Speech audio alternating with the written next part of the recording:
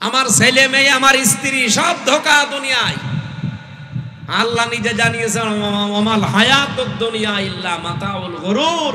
পৃথিবীর এই জমিনটা পুরা ধোঁকা, খেলতামাশা, এ প্রতারণা ছাড়া আর কিচ্ছু না। চোখ বন্ধ হোক এখন আপনার, আমি এখন মারা যাই, আপনি খালি খবর পাঠান ম্যাডামের কাছে কুষ্টিয়ায় যে উনি পটল তুলেছে। ও কি করবে? কানাকাটি করবে। খাওয়া দাওয়া বন্ধ হয়ে যাবে 2-3 দিন, 7 দিন পরে দেখবেন স্বাভাবিক হয়ে গেছে। কি কথা বলছেন? 4 মাস 10 দিনের ভেতর ওর মার বাবা ইচ্ছা করে হোক অনিচ্ছায় হোক ওর বিয়ে দিয়ে দেবে। কি? আর এটা যেহেতু নিয়ম আছে দেবে।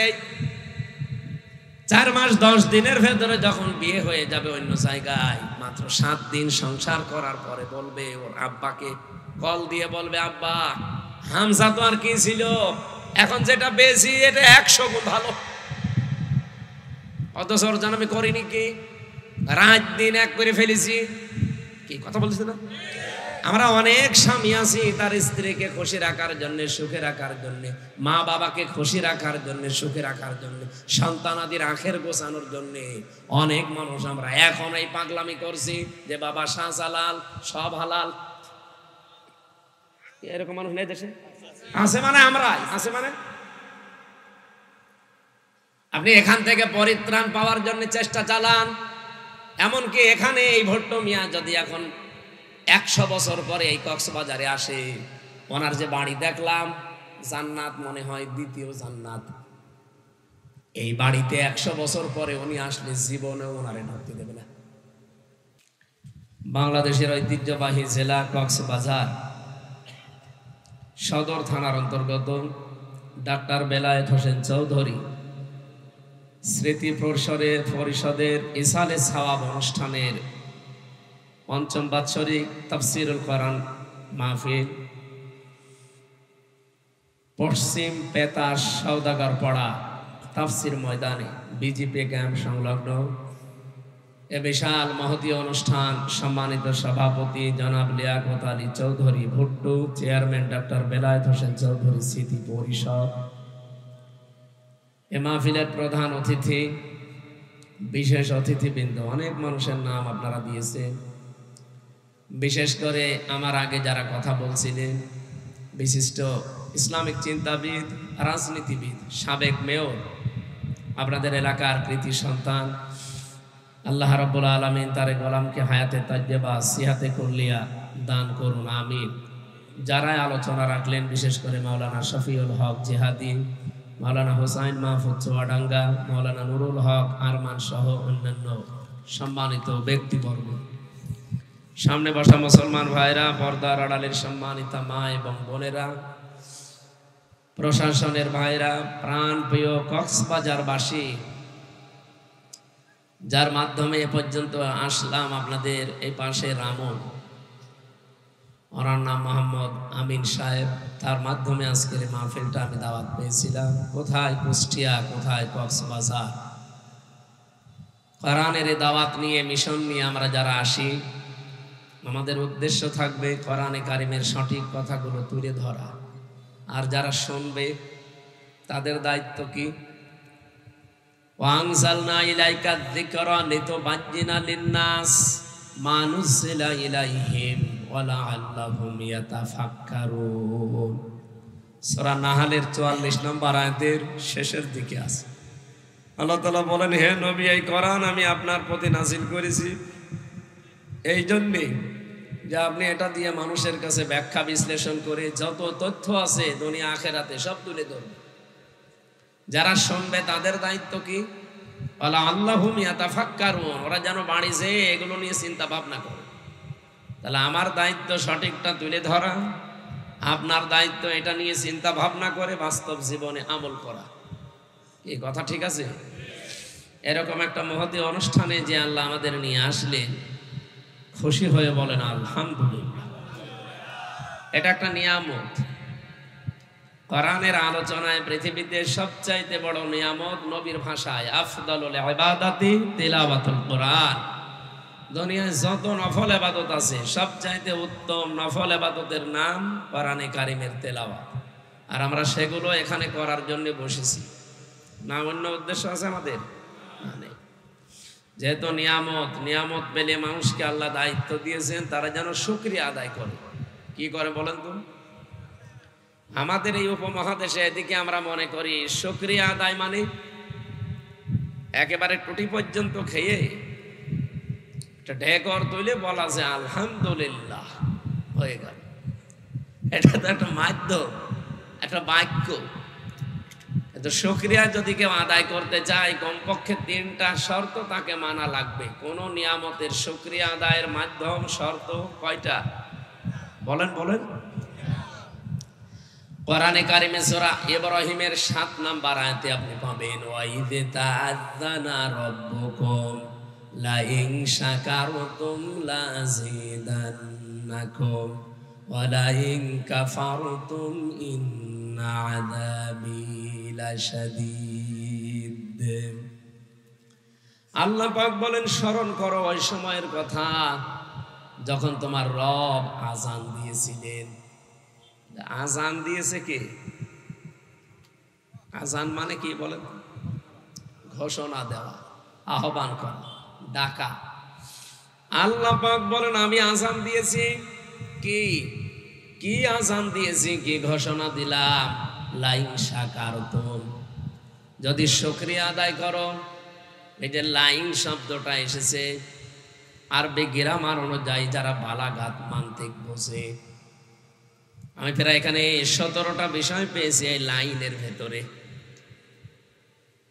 আল্লাহ পাক নিজে জানাতে চেয়েছেন যদি আমি আজকের সভাপতি সাহেবকে ভট্ট মিয়াকে যদি বলি ভাই আপনি কুষ্টিয়ায় যদি যান আপনার সাথে যাব, উনি যদি এখন না যায় আমার যাওয়া লাগবে? আমি শব্দ মাঝখানে যদি দিয়েছিলাম। আল্লাহ পাক বলেন লাইন শাকারতুম, যদি কেউ শুকরিয়া আদায় করে নিয়ামতের, লাযিদান্নাকুম, লামে তাকিদ নুনে সাকিলা, 2টা গ্যারান্টি দিয়েছেন। তাও এত বড় কঠিন গ্যারান্টি আল্লাহ এর চাইতে আর শক্ত শব্দ কোরআনে নেই। লা আজিদান্নাকুম, লামে তাকিদ নুনে সাকিলা দিয়ে আল্লাহ গ্যারান্টি দিয়েছেন অবশ্যই সেই নিয়ামত আমি দুনিয়া আখিরাতে বাড়িয়ে দেব। আজকে এখানে যারা বসে আছেন এটা যা নিয়ামত, আপনি প্রতিটি অক্ষরে কমপক্ষে 10টা নেকি পাচ্ছেন।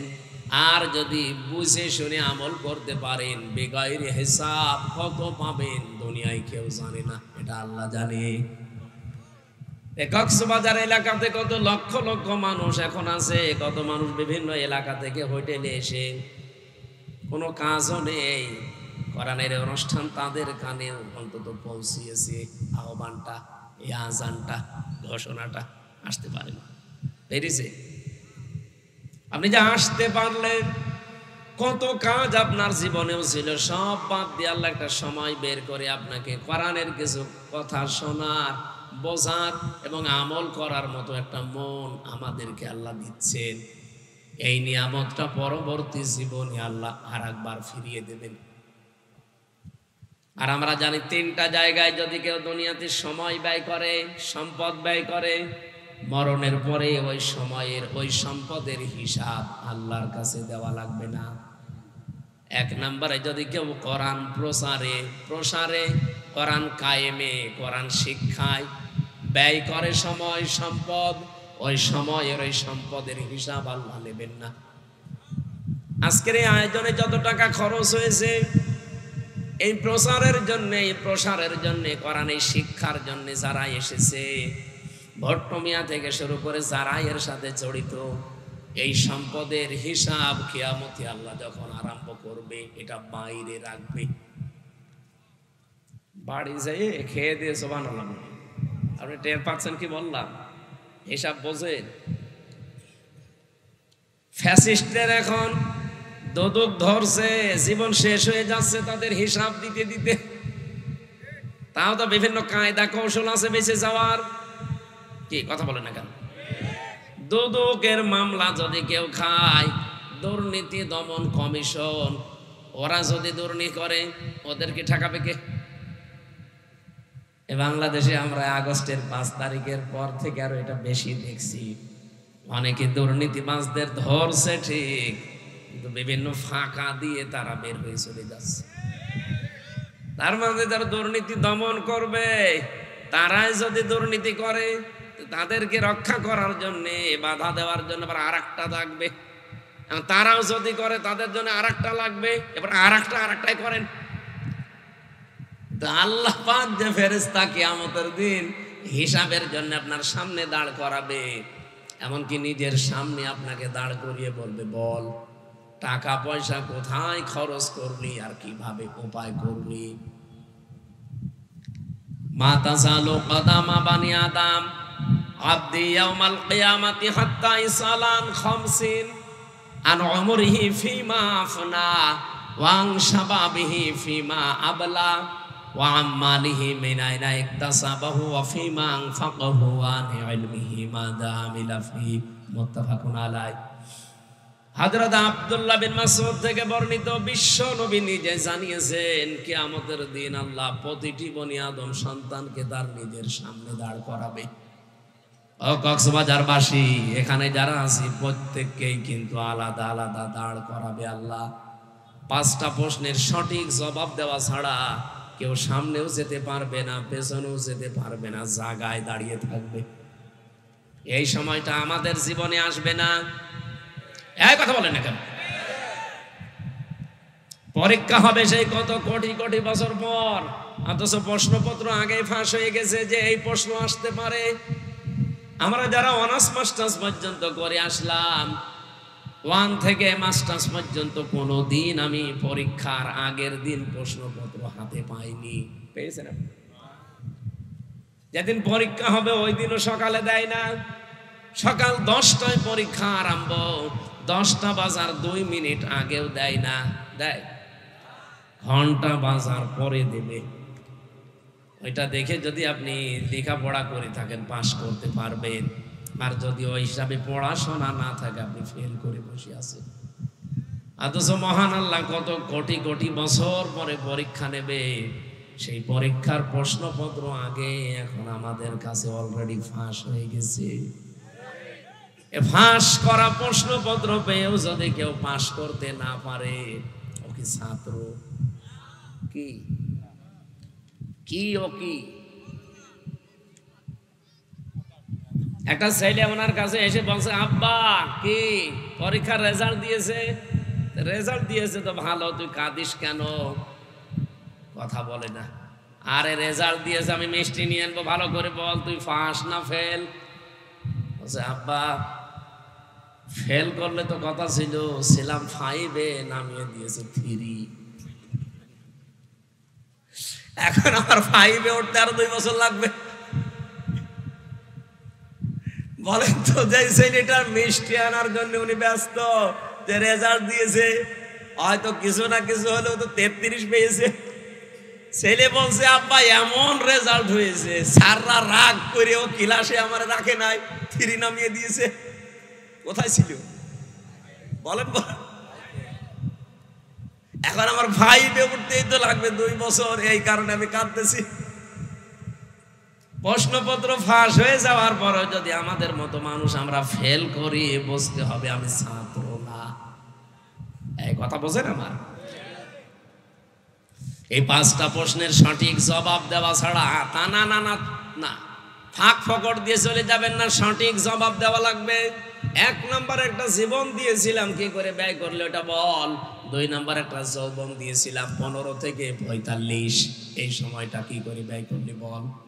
3 নম্বরে কি করে সম্পদ উপার্জন করেছিল, ওই রাস্তাগুলো বল, দেখি তোর রাস্তাগুলো ঠিক আছে কিনা। 4 নম্বরে কোথায় কোথায় দিয়েছিস ওইটা বল। আমার মনে হয় 4 নম্বর জায়গায় অনেক মানুষ ধরা খেয়ে যাবে। সম্পদ যে কোথায় ব্যয় করে ও নিজেও জানে না, অথচ সম্পদ গুলো তো আপনি কতদিন আগে আমার আল্লাহর কাছে বিক্রি করে দিয়েছেন, যেই দিন আপনি বলেছেন লা ইলাহা ইল্লাল্লাহ। এই কালেমা পড়ার মানে হচ্ছে আমার জীবন, আমার মরণ, আমার বেঁচে থাকা, আমার মরে যাওয়া, আমি সব আল্লাহকে অলরেডি দিয়ে দিয়েছি। ওলে ইন্না সালাতি ওয়া নুসুকি ওয়া মাহইয়ায়া ওয়া মামাতি লিল্লাহি রাব্বিল আলামিন। আল্লাহ পাক বলেন, যখন কালেমা মানুষ পড়ে তাকে এই কথা বলতে বলেন যে কুলিন্না সলাতি ওয়া নুসুকি, আমার যত নামাজ কালাম আমি পড়ি, দৈহিক যত ইবাদত আছে এবং মালের যত ইবাদত আছে, এখানে নুসুক মানে শুধু কোরবানি না, নুসুকের অর্থ তিনটা। এদিকে তাকান। নুসুক মানে 1 নম্বরে রক্ত প্রবাহ করা, যেটা আমরা কোরবানি বুঝি। 2 নম্বরে নুসুক মানে হজের কার্যকলাপ, যেটা কঠিন কাজ। 3 নম্বরে পৃথিবীর যত ইবাদত বন্দেগী আছে, আরবিতে তাকে নুসুক বলা হয়। এই যত রকমের কিছু আমি করেছি সব আল্লাহকে অলরেডি দিয়ে দিয়েছি। এমনকি আমি যদি বেঁচে থাকি আল্লাহর জন্য বেঁচে থাকবো, যদি মরেও যাই আমি আল্লাহর জন্য মরবো। এই 4টা কথা বলার পরে আপনার কালেমার হক আদায় হবে। এটা নিয়ে আয়াতের ব্যাখ্যায় আমার আল্লাহ আর একটা আয়াত সূরা তাওবায় দিয়েছেন, ইন্নাল্লাহা আশতারা মিনাল মুমিনিনা আনফুসাহুম ওয়া আমওয়ালাহুম বিআন্না লাহুমুল জান্নাহ।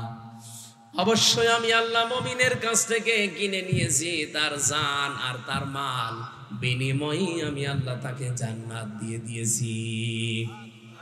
আমার প্রশ্ন হচ্ছে, এখানে ক্রেতাকে আন্দাজে বলবেন না। ইন্নাল্লাহা আশতারা মিনাল মুমিনিনা, অবশ্যই আমি আল্লাহ নিজে ক্রয় করেছি। সুতরাং ক্রেতা যে সে না দুনিয়ায়, কে? আরো জোরে বলেন। আল্লাহ নিজে স্বয়ং ক্রেতা বিক্রেতা। আমরা বললেন কি করে আপনি? না, আমি না, আমরাও না, মিনাল মুমিনিনা। আল্লাহ বলেন আমি জাতদার কাছে কিনতে চাই না, আমি কিনতে চাই শুধু মুমিনের কাছ থেকে। এবার আপনি যদি বলেন আমি মুমিন না, মানে আমি আব্দুল মুমিন, আপনি আব্দুল মুমিন হতে পারেন, কিন্তু মুমিন হওয়ার জন্য কিছু শর্ত লাগে। নবীজিকে সাহাবী প্রশ্ন করলেন, হে নবী, আমি যে মুমিন এটা আমি টের পাবো কি করে? বিশ্ব নবী বলেন, ইদা সাররাতকা হাসানাতুকা ওয়া সাআতকা সাজ্জিআতুকা ফা আনতা মুমিন। যখন তোমার ভালো কাজগুলো তোমাকে আনন্দ দেবে।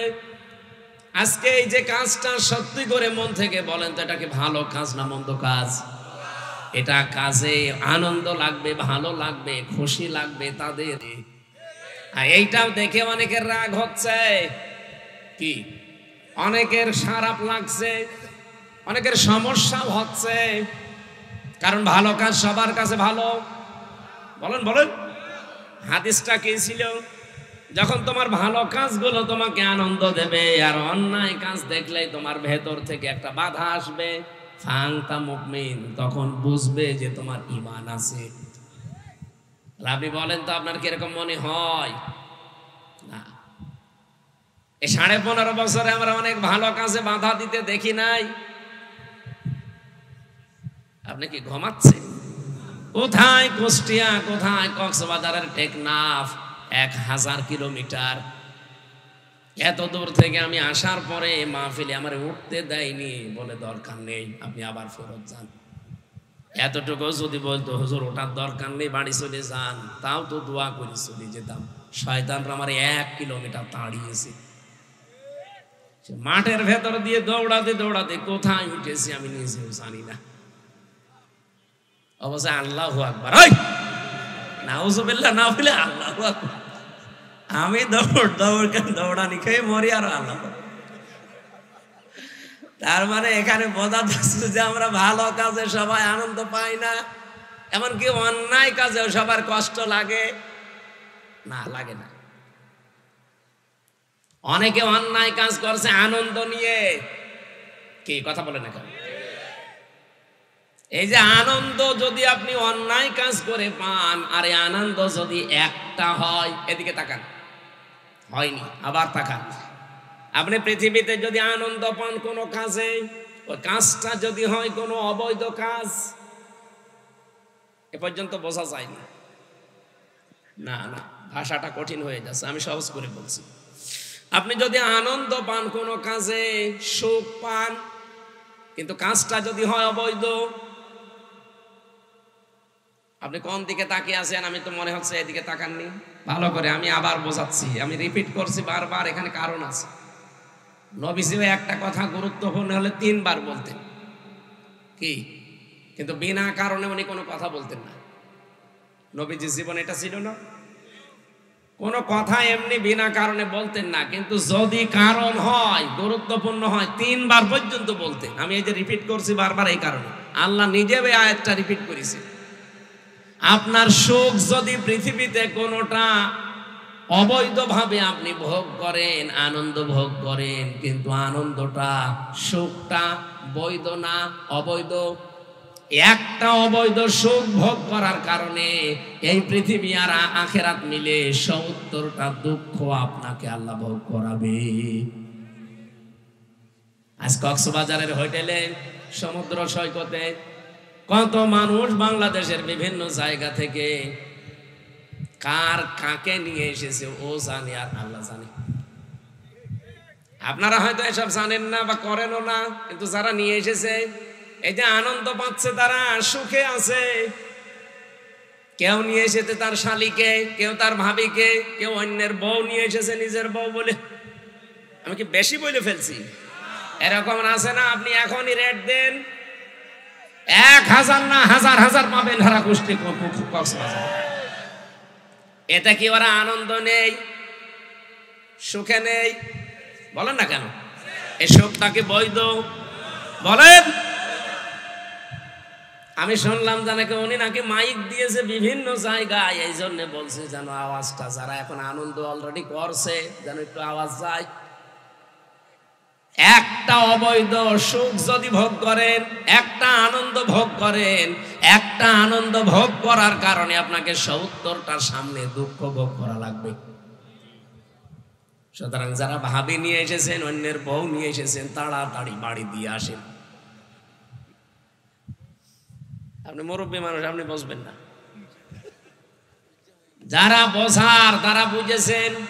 আমি এখান থেকে একটা উদাহরণ টানতে চাই। এই 15.5 বছরে যারা অবৈধ সুখ ভোগ করেছেন, একটা, আপনার ক্ষতি হবে দুনিয়া আখেরাত মিলে কয়টা? বলেন বলেন।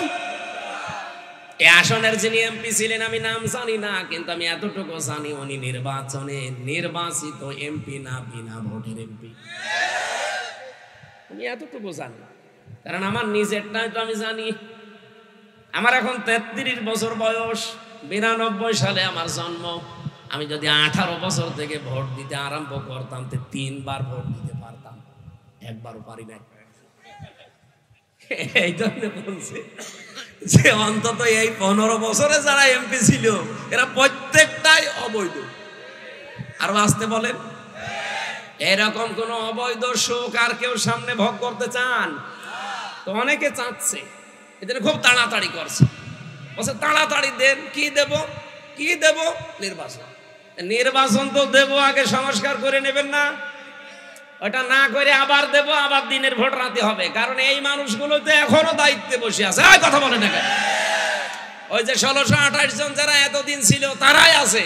শুধু কক্সবাজারের ডিসি গেছে কুষ্টিয়ায়, কুষ্টিয়ারটা এসেছে কুমিল্লায়। এই কথাটা কি পাল্টিয়েছে বলেন? এই 1628 জনের একজনও পাল্টিয়েছে না। আমারে যারা রিমান্ডে নিয়ে 11 ঘন্টা টাঙিয়ে পিটিয়েছে, একটাও পাল্টায়নি, সব ওইটাই আছে। শুধু ঢাকা থেকে দিয়েছে হয়তো কক্সবাজারে, এতটুকু। আমার যে এডিসি মুসলমান, পরে ঢাকা কাউন্টার টেরোরিজম থেকে এখন পাল্টিয়ে দিয়েছে সাতক্ষীরার এডিসি করে, শুধু জেলা পাল্টিয়েছে, মাল তো একই আছে। এখন যদি আপনি ওই ওদের আন্ডারে দিয়ে দেন নির্বাচন, ওই ডিসি, ওই এসপি, ওই টিওনো, ওরাই তো নির্বাচন করবে। ওরা যেভাবে অভ্যাস তৈরি করেছে যে দিনের ভোট রাতে করা যায়, তাই করবে। আমার সাথে জেলখানায় এই 3 বছর এক এসপি বসি ছিল, ও যে দিনের ভোট রাতে করেছে, ও নিজে প্রমাণ করছিল। মাঝে মাঝে আমার কাছে, আমি তো পাশে ফাঁসির কন্ডেম সেলের ভেতরে থাকতাম, আমার 24 ঘন্টা তালা লাগিয়ে রাখতো, কারোর সাথে কথা বলতে দিত না। সিসি ক্যামেরা দিয়ে 2 জন কারারক্ষী আলাদা বসিয়েছে। যেহেতু উনি ওই দলের লোক, তো আর ওনার ভেতরে একটা পাওয়ার আছে। নুসরাত হত্যা মামলার আসামি, নাম শোনেননি? এই ওসি একদিন আমার এসে বলছে, হুজুর আমি একটা তওবা করেছি, দেখেন তো। কি বলছে? এই যে নির্বাচন গেল, আমি বাইরে ছিলাম, রাত 12টার পর থেকে আমার লোকজন দিয়ে আমি ভোট কাটা আরম্ভ করলাম। বাক্সগুলো ভর্তি করে আজান দেওয়ার আগে আগে সব জায়গা মতো পাঠিয়ে দিলাম। এরপর আমি গোসল করলাম, ওযু করে 2 রাকাত তওবার নামাজ পড়লাম। এরপরে বললাম আস্তাগফিরুল্লাহ। হুজুর আমার এই তওবা কি হয়েছে? না, তওবা হয়নি, ইয়ার কি হয়েছে? এর নাম কি তওবা? আপনি কি দোষ আল্লাহর কাছে করেছেন যে আস্তাগফিরুল্লাহ পড়ছেন? দোষ করেছেন আপনি হামজার কাছে। কারণ একটা এমপি বানাতে 3.5 লাখ 4 লাখ হামজা লাগে, তাদের সব ভোট আপনি নিজেই দিয়ে দিবেন। তাহলে আমি তওবা করবো কি করে? হ্যাঁ, আপনার তওবার একটা পদ্ধতি আছে। আপনার তো 8 বছর জেল, বের হয়ে যখন যাবেন, আপনি তো ভেনির দায়িত্বে ছিলেন, তখন ওই 2 থানা মিলে যত মানুষ বাস করে ভোটাররা, যাদের ভোট আপনি নিজেই দিয়ে দিয়েছেন, এই 3.5 থেকে 4 লাখ মানুষের কাছে যে মাফ চাবেন যে ভাই আমার ভুল হয়ে গেছে, আপনারা আমারে মাফ করে দেন। ওরা যদি বলে ঠিক আছে মাফ করে দিলাম, তে মাফ পাবেন। যদি বলেন না, প্রত্যেকে একটা করে থাপ্পড় দেব, তাই খাবেন। কি কথা বলছেন? আরে ভাই, দুনিয়ায় একটা থাপ্পড় খেয়ে যদি মাফ করে দেয় তাও তো ভালো, কিন্তু কিয়ামতের দিন তো 70টা ঝামেলায় পড়বেন। যদি ওরা মাফ না করে, ওরা যা বলবে আপনাকে তাই করা লাগবে দুনিয়ায়। কারণ এটা আল্লাহর হক না, এটা বান্দার হক। হক্কুল ইবাদ একটা আর হক্কুল্লাহ একটা। আপনি আস্তাগফিরুল্লাহ পড়বেন কখন? যখন আল্লাহর হক নষ্ট করবেন। আর বান্দার হক যখন নষ্ট করবেন, আস্তাগফিরুল্লাহ হবে না, যার কাছে দোষ করেছেন তার কাছে মাফ চাওয়া লাগবে।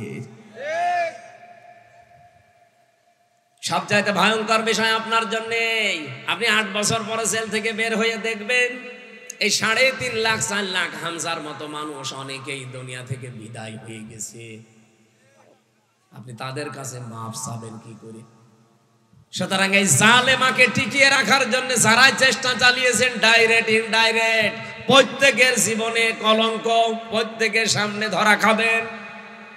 একটা একটা সুখ যারা পেয়েছেন, এক একটা সুখের জন্য 70টা দুঃখ আপনার কপালে দুনিয়া আখিরাত মিলে আল্লাহ লিখে রেখেছে।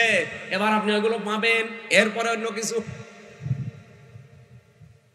আমি তো আপনাদের এমপির নাম জানি না, এই জন্য উনি চেয়েছিলেন না কেন। উনি যেহেতু এই 15 বছরে এমপি হওয়ার পর, বলেন তো উনি তো বৈধ না অবৈধ এমপি? এই অবৈধ এমপি থাকাকালীন কোনো সুখ পায়নি, কোনো শান্তি পায়নি। এই সুখগুলো শান্তিগুলো কি বৈধ না অবৈধ? বলেন বলেন। যত অবৈধ সুখ এই 15 বছরে পেয়েছে উনি, যত নাম কাম পেয়েছে, যত মাল কামিয়েছে, নাকি উনি ফেরেশতা ছিল? এই 15 বছরে যত কিছু করেছে, যদি 50টা সুখ পায়, কয়টা? আরো জোরে বলেন। 15.5 বছর মিলে মাত্র 50টা আনন্দও যদি করে দুনিয়ায়, 50টা সুখও যদি ভোগ করে, সুখগুলো সব ছিল কি অবৈধ? আরো জোরে। এক একটার জন্য দুঃখ হবে কয়টা? 70টা। তাহলে 50টায় আপনি একটু গুণ করেন, 3,500। 3,500 দুঃখ তারা দুনিয়ায় পাবে। শুধু এই আসনের এমপি না, এরকম 1628 জন মানুষ দায়িত্বে ছিল বাংলাদেশের, প্রত্যেকের কপালে এটা আসবে। এটা সূরা আলাম নাসর 5 এবং 6 নম্বর আয়াত, কেউ খণ্ডন করতে পারবেন না। ফাইন্না মা'আল উসরি ইসরা, ইন্না মা'আল উসরি ইসরা।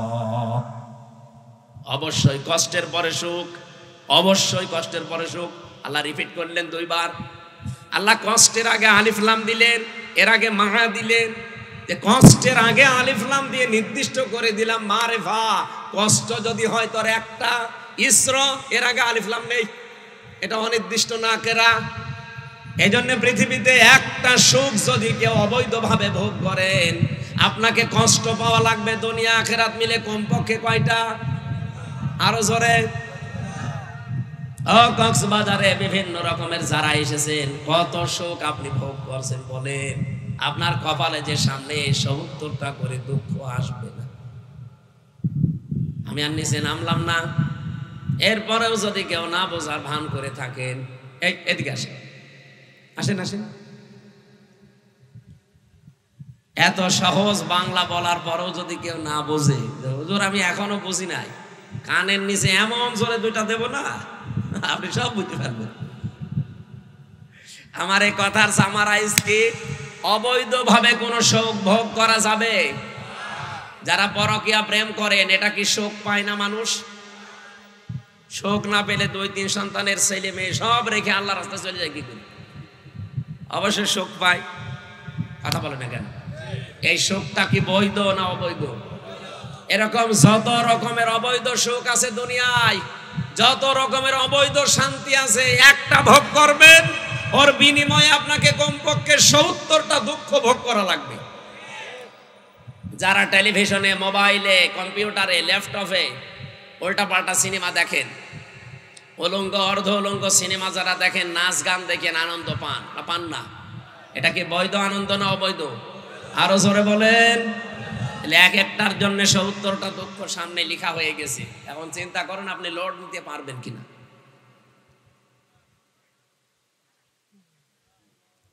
কক্সবাজারবাসী, আমি যে আয়াত থেকে শুরু করতে চেয়েছিলাম তার নাম ছিল, পৃথিবীতে আপনি সম্পদ যদি খরচ করেন কোরআনের জন্য, কিসের জন্য? আরো জোরে বলেন। ২ নাম্বার আপনার পরিবারের জন্য, ৩ নম্বরে জিহাদের ময়দানে দিন কায়েমের জন্য যারা দুনিয়াতে চেষ্টা করে, নিজে যদি যেতে না পারেন, সময় না পান, যারা কাজ করছে তাদের পেছনে খরচ করবেন। এই 3টা জায়গায় খরচ করলে নবীজি বলেন কিয়ামতের দিন ওই সম্পদের, ওই সময়ের হিসাব আল্লাহর কাছে দেওয়া লাগবে না। বলেন সুবহানাল্লাহ। আজকে যে সময়টা ব্যয় হচ্ছে, এটা কি? এটা নিয়ামত না? বলেন বলেন। এই নিয়ামতের শুকরিয়া আদায় কিভাবে করা লাগবে? আলহামদুলিল্লাহ হয়ে গেল না। আমি যে শর্ত বলেছিলাম নিয়ামতের শুকরিয়া আদায়ের কয়টা? 3টা। বলেন বলেন, আরো জোরে বলেন। এটা আমি নোট করে এনেছি। 1 নম্বরে আপনাকে মুখে স্বীকার করা লাগবে যে হ্যাঁ এটা নিয়ামত, এটা মানেন তো? এটা যে নিয়ামত আপনার জীবনে আজকে, এটা মানেন তো? 2 নম্বরে অন্তর দ্বারা আপনাকে আনন্দ পাওয়া লাগবে একটা আলাদা।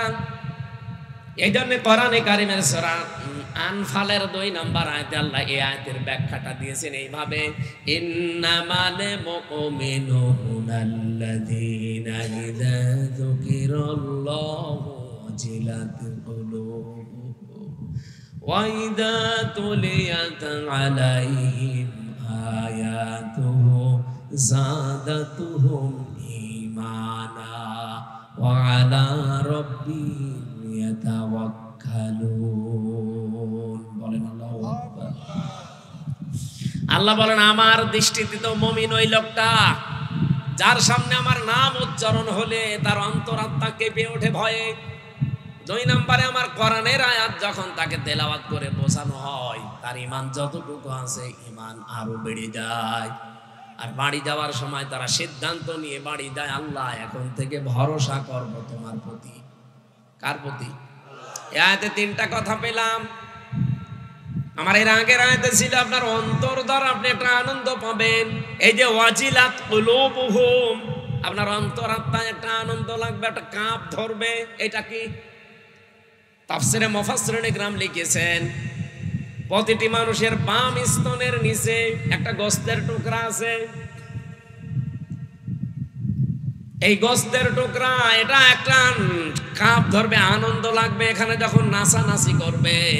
2 নম্বরে শরীরের ভেতরে যতগুলো পশম আল্লাহ দিয়েছেন, প্রতিটি পশম দেখবেন আনন্দে খাড়া হয়ে যাবে। আপনি দেখেন, আর ভেতরে একটা অজানা অনির্বচন সুখ আল্লাহ আপনাকে আলাদা দান করবে। কি বললাম শব্দটা? একটা আলাদা অনির্বচন সুখ। এটা এই কক্সবাজারে কিনতে পাওয়া যাবে না, এটা আল্লাহর পক্ষ থেকে সরাসরি আসে। এই অনির্বচন সুখ, এটা উদাহরণ দিতে গিয়ে আমি পেয়েছি। এই যে মুরগির বাচ্চারা সিল থেকে, কোন দুশ্মন থেকে নিজের বাচ্চাকে রক্ষা করার জন্য এভাবে নিজের পাখাকে ডাউন করে দেয়, এরপরে ফল করে, কি করে না? মুরগির বাচ্চারা যখন নিজের পাখাকে এভাবে ডাউন করে দেয়, ফল করে দেয়, দেখবেন বাচ্চাগুলো নিচে এসে আশ্রয় নিয়ে একটা কিচির মিচির আওয়াজ দেয়। এইটাকে বাংলায় বলা হয় অনির্বচন সুখ। তারা মনে মনে ভাবে তার মাকে এই কিচির মিচির আওয়াজ দিয়ে জানাতে চায়, মা এতক্ষণ চাইছিলাম, এখন যেখানে আছি কেউ আমাদের আর দেখতে পারছে না, আমাদের বিশ্বাস হয়ে গেছে তোমার এই আঁচলের নিচে থাকাকালীন কেউ আমাদের ক্ষতি করতে পারবে না। এটা একটা আনন্দ পায় আলাদা, ওই আনন্দ যাকে তাকে আল্লাহ দেয় না। ওরা যেহেতু সব দিক থেকে নিরাপত্তা পেয়ে গেছে, এই জন্য আনন্দটা পায়। আমরা যদি সত্যি আল্লাহর আয়াত শোনার পরে রব্বুল আলামিন আমাদের ঈমান যখন বাড়িয়ে দিতে থাকবে, একটা আলাদা শান্তি পাবেন, যে শান্তি চার দোকানে বসে যারা গল্প করছে, যারা গেজাচ্ছে, তারা এই আনন্দটা পাবে না। কি কথা বলছেন? অজিলাত কুলুবুহুম, অন্তরাত্মায় কাঁপ ধরবে, পশমগুলো খাড়া হয়ে যাবে, অনির্বচন একটা আলাদা শোক আপনি অনুভব করবেন। তাহলে নিয়ামতের শুকরিয়া আদায়ের দ্বিতীয় শর্ত এটা। আর আমার বিশ্বাস আমরা এখানে যারা মন দিয়ে কোরআন শুনছি তারা এটা পাচ্ছি না? 3 নম্বরে পেয়েছি আল্লাহর দেওয়া নিয়ম নীতি মেনে নেওয়া। এখন এই আয়াতের ভেতরে কি নিয়ম নীতি দেওয়া আছে, এইটা শোনার পরে যদি আপনার প্র্যাকটিক্যাল লাইফে আপনি মেনে নিতে পারেন, তাহলে আপনি নিয়ামতের শুকরিয়া আদায় করলেন। আর নিয়ামতের শুকরিয়া যদি কেউ আদায় করে, কমপক্ষে আমার আল্লাহ কিছু না করলেও ওইটা জীবনে আবার বাড়িয়ে দেবে। তার মানে আবার আরেকবার ফিরে আসবে জীবনে, আপনি আবার কোরআনের সাথে সময় দিতে পারবেন, আবার কোরআনের পেছনে শ্রম দিতে, অর্থ খরচ করার সুযোগ পাবেন। ওয়ালা ইন কাফারতুম, যদি কুফরি করো, কুফরি কাকে বলে? বাংলা অর্থ কুফরি শব্দের অর্থ হচ্ছে ঢেকে ফেলা। কি করা? এই যে যারা চাষ করে খায়, যারা বিভিন্ন জিনিস চাষ করে, তাদেরকে আরবিতে বলা হয় কাফের। এখন যদি যারা এই যে ধান লাগায়, ওরে যদি বলেন এই কাফের, ও আপনার ছাড়বে। অথচ আরবিতে কিন্তু আরবি দেশ হলে ওরে কাফেরই বলতাম। কাফের মানে ঢেকে ফেলা, গোপন করা। ও যেহেতু বীজকে মাটির ভেতরে ঢেকে ফেলে, গোপন করে দেয়, এই জন্য আরবিতে ওর নাম কি? কাফের। বলেন কি বুঝলেন এখান থেকে? ওয়ালা ইন কাফারতুম, যদি তোমরা কুফরি করো, আমার নিয়ামতকে জানার পরে, শোনার পরে, দুনিয়ার কোন স্বার্থ পেয়ে যদি গোপন করে দাও, ঢেকে রাখো, জানতে না দাও, প্রকাশ না করো। আল্লাহর নিয়ামত কি ছিল আজকে? এখান থেকে আমি প্রথমে শব্দ বলেছিলাম যে আমার দায়িত্ব সঠিকটা তুলে ধরা, আর আপনার দায়িত্ব এইটা নিয়ে বাড়িয়ে চিন্তা ভাবনা করা। আমার যে তেলাওয়াত কিন্তু আয়াত আছে সূরা হুজুরাতের 12 নম্বর আয়াত, আর যে হাদিস আছে ওই হাদিসের ব্যাখ্যা অনুযায়ী যতটুকু জানবেন, আমি যতটুকু জানি বলবো, আপনি যতটুকু শুনবেন অতটুকু বাড়িয়ে চিন্তা ভাবনা করবেন। এটা যদি কেউ না করে, না এগুলো সব করতে গেলে তো আমার অনেক কিছু হারানো কাফের। আমার কথা বোঝা গেছে না? তাহলে আপনি নিজে আজকে কাফের হয়ে যেতে পারেন। যা জেনেছেন এটা যদি আপনি নিজে না মানেন, না প্রচার করেন, গোপন করে রাখেন, দুনিয়ার কোন স্বার্থ পেয়ে যদি বলে চেপে রাখেন, না দরকার নেই, দিনকাল ভালো না। এখনো পর্যন্ত অনেকে এই 2025 সালের এপ্রিল মাসের 15 তারিখেও বলছে যে হুজুর দিনকাল ভালো না, অত বেশি ঝামেলায় যাওয়ার দরকার নেই, দিনকালকে 1500 বছর আগে ভালো ছিল। হ্যাঁ, সে সময় তো বেলালকে পিঠের উপরে পাথর চাপা দিয়ে রাখতো, হযরতে সুমাইয়াকে লজ্জাস্থানে বর্ষা দিয়ে আঘাত করে দুনিয়া থেকে বিদায় করে দিয়েছে। সে সময় আমাদের তুলনায় ভালো ছিল না খারাপ ছিল? আপনি যে বলেন দিনকাল ভালো না, অত দরকার নেই। তারা যদি বলতো দিনকাল ভালো না, তাদের মুখে মানায় তো, আপনার মুখে মানায়? এটার আল্লাহর কোন বিধান জানার পরে দুনিয়ার যে কোনো স্বার্থে আমরা যেন গোপন না করি। এই সারা বাংলাদেশে 15.5 বছরে আয়াতটা গোপন করার কারণে দেশের অবস্থা এতদিন জালেমরা টিকে ছিল। নাই যদি সবাই আগস্টের 5 তারিখের মতো ওই 9 সাল থেকে আমরা আরম্ভ করতে পারতাম যে না কোনো অন্যায় দেশে হতে দেব না, হওয়া সম্ভব না। ওই সময় কোনো জালেম ক্ষমতায় বসতে পারতো না। জীবন তো আমাদের ঠিকই গেল। 2732 জন মানুষ অলরেডি জীবন দিয়ে দিয়েছে। জীবন তো ঠিকই গেল। 34,000-এর মতো প্রায় মানুষ হাসপাতালের বেডে কাতরায়। সবই গেল। মাঝখান থেকে 15.5 বছর দেশটা জাহান্নাম হয়েছিল। এই জন্য আমরা চাচ্ছি আর সামনে কোনো কিছু জানার পরে গোপন না করি। গোপন করলে আপনি কি হবেন বলেন বলেন। ইন্নাল্লাযীনা ইয়াকতুমুনা মা আনজালনা মিনাল বায়্যিনাতি ওয়াল হুদা মিন বা'দি মা বায়্যানাহু লিন-নাসি ফিল কিতাব উলাইকা ইয়ালআনুহুমুল্লাহ ওয়া ইয়ালআনুহুমুল লাঈনুন। সূরা বাকারা 2 নম্বর পারা 3 নম্বর পৃষ্ঠা 4 নম্বর লাইনে আছে 159 নম্বর আয়াত। আল্লাহ বলেন নিশ্চয় যে বা যারা ইয়াকতুমুনা, কাতামা ইয়াকতুমু মানে গোপন করা। এটা মুজারে, বর্তমান, ভবিষ্যৎ, প্রেজেন্ট, ফিউচার। এখন যারা করছেন, ভবিষ্যতেও যারা করবেন। কি করবে? মা আনজালনা, যা আমি আল্লাহ নাজিল করেছি, মিনাল বায়্যিনাতি ওয়াল হুদা, স্পষ্ট দলিল আর প্রমাণ দিয়ে, হেদায়েত সহকারে। এ কোরআনে আল্লাহ যা দিয়েছেন বলেন তো সব স্পষ্ট না অস্পষ্ট? স্পষ্ট এই কিতাবের কথাগুলো যারা দুনিয়ার কোনো স্বার্থে গোপন করে রাখে, বলতে চায় না, প্রচার করতে চায় না, এর হক আদায় করে না।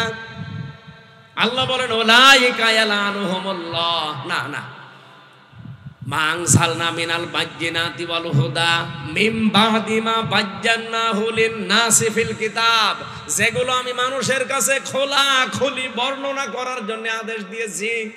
আজ বাংলাদেশে হাজার হাজার আলেম জানার পরও সঠিক কথাটা বলতো না, বাতিলের 5 গোলাম ছিল।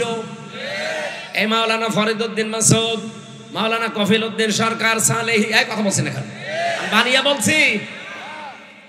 তারা টাটকা জিন্দা জালেমকে বলতো এই জান্নাতের সার্টিফিকেট প্রাপ্ত মানুষ। এমনও কথা আমি শুনেছি, বলেছে মাননীয় প্রধানমন্ত্রী আপনার জান্নাতে অধিকার আছে, মনে হচ্ছে জান্নাতের বাবার আরো দিয়ে দিচ্ছে।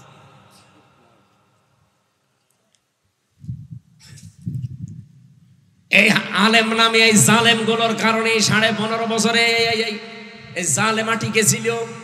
তাছাড়া এতদিন টিকার কথা না। আমরা বলি একরকম, জালেমরা যে বোঝায় আর একরকম।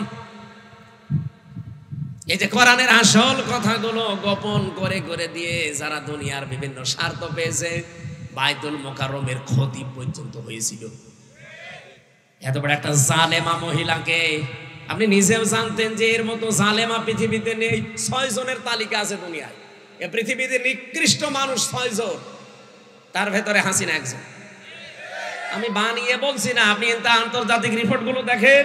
তাম দুনিয়ায় 257টা রাষ্ট্র আছে। এই 257টা রাষ্ট্রের যত মানুষ পৃথিবীতে এখন বাস করছে, 6 জন মানুষ সবচাইতে নিকৃষ্ট পৃথিবীর মানুষের কাছে, তার ভেতরে হাসিনা একজন, এই মোদি একজন, এই নেতানিয়াহু একজন, আর ওই যে ট্রাম্প আরো 2 জন আছে, আমি নাম নিলাম না। এত বড় জুলুম পৃথিবীতে আর কেউ করে না। হাসিনার নামটা এসেছে শুধু আয়না ঘর বানানোর কারণে। মানুষ এত নিচে নামতে পারে? আরে ভাই, আপনি তো নিজে বাস্তবতা বোঝেননি। আমি নিজেও 10 দিন ছিলাম আয়না ঘরে, তাও মিনিটাই, ছোটটাই। আর বড়টাই যারা ছিল, বিগটাই, কি অবস্থা তাদের। আমার সাথে ছেলে একজনকে দিয়েছিল, তার নাম মাওলানা মুফতি ফখরুল ইসলাম। আল্লাহর এই বান্দা আমারে মাঝে মাঝে বলতো, হামজা ভাই আপনার সাথে আয়না ঘরে কি করেছে আমি জানি না, তবে আমার সাথে কি করেছে, এই পায়ের ভেতরে এভাবে হাত দিয়েছে। সামনে যে লোহার ব্যারিকেড আছে ওর সাথে হাত লাগিয়ে সেকল দিয়ে তালা লাগিয়ে দিয়েছে। 24 ঘন্টা এভাবে বসে থাকা। 24 ঘন্টা শোয়া কারে বলে আমি জানি না। 24টা ঘন্টার ভেতরে মাত্র 1.5-2 মিনিট সময় দিত টয়লেট করার জন্য। সকালে কয়েকটা পচা ছোলা দিয়ে যেত, আর দুপুর বেলা 1 মুঠ ভাত দিত, তা মনে হচ্ছে কেউ মাখিয়ে দিয়েছে। আমি দেখতাম মাঝে মাঝে ওই ঘর তো এমনি ছোট, আমি তো ফাঁসির কন্টেম ছেলে, এদিকে 3.5 হাত, এদিকে 2.5 হাত, এতটুকু একটা জায়গা, তারপর আবার সামনে টয়লেট দেওয়া। জেলা কারাগার গুলোতে এগুলো নেই, ওগুলো হাই সিকিউরিটি জেলে আছে। ওখানে জেল তো জেল, জেলের ভেতরে আর এক জেল, তার নাম সেল, সেলের ভেতরে আর এক সেল, তার নাম ফাঁসির কন্টেম সেল, যেগুলো মার্ডার মামলার আসামিদেরকে রাখা হয়। আর আমারে রেখেছিল ওখানে 3 বছর। আর ওর ভেতরে আবার আর একটা আছে, তার নাম কবর সেল। কবরের মতো নড়াচড়াও করতে পারবেন না, ইলিশের মতো থাকা লাগবে, ওর নাম ইলিশ ফাইল। এখানে আসার সময় একটা কারাগার দেখলাম, জেলা কারাগারও তো অত সমস্যা নেই, আমি জেলা কারাগারও ছিলাম। আমার সে জন্মই হয়েছে কারাগারে থাকতে থাকতে, মনে হচ্ছে যে আমার শ্বশুর বাড়ি ওইটা। আর মনে হয় জীবনে আমার এই বিয়ে হয়েছে যেই কয় বছর, শ্বশুর বাড়ি আমি অতদিন যাইনি। আর এবারে বিয়ে করার পর থেকে খালি শ্বশুর বাড়ি। এ কঠিন অবস্থাতে আমারটা বললেই তো আমার ভয় লাগে। আর উনি বলছিল যে ভাই আমি 3 বছরে শোয়া কারে বলে জানি না। দেখতাম মাঝে মাঝে ওই কন্টেম সেলে যতটুকু জায়গা হাত পা ছেড়ে দিয়ে শাটপাট হয়ে পড়ে আছে। বললাম আরে ভাই আপনি যদি এভাবে থাকেন তা আমি বসবো কোথায়? এমনিতে জায়গা ছোট, একজনেরই হয় না, আপনার 2 জন আমাদেরকে এক জায়গায় দিয়েছে। আর আপনি যেভাবে থাকেন আমারে তখন শোনায় তো যে হামজা ভাই মানুষ যে শুয়ে থাকে এটা যে কত বড় নিয়ামত, ওরা টের পায় না। তাই আমি জানি। আপনি ভাবতে পারেন 1 দিন 2 দিন 5 দিন পরে ছেড়ে দে না, বছরের পর বছর ব্যারিস্টার আরমান 9 বছর কাটিয়েছে ওইভাবে। আপনি নিজেকে ওই জায়গায় একটু দাঁড় করেন তো কেমন লাগে? আপনি পারবেন? আমি যে অসুস্থ কেন, এই কারণে খাবার দাবারও ঠিক মতো আমি পাই না।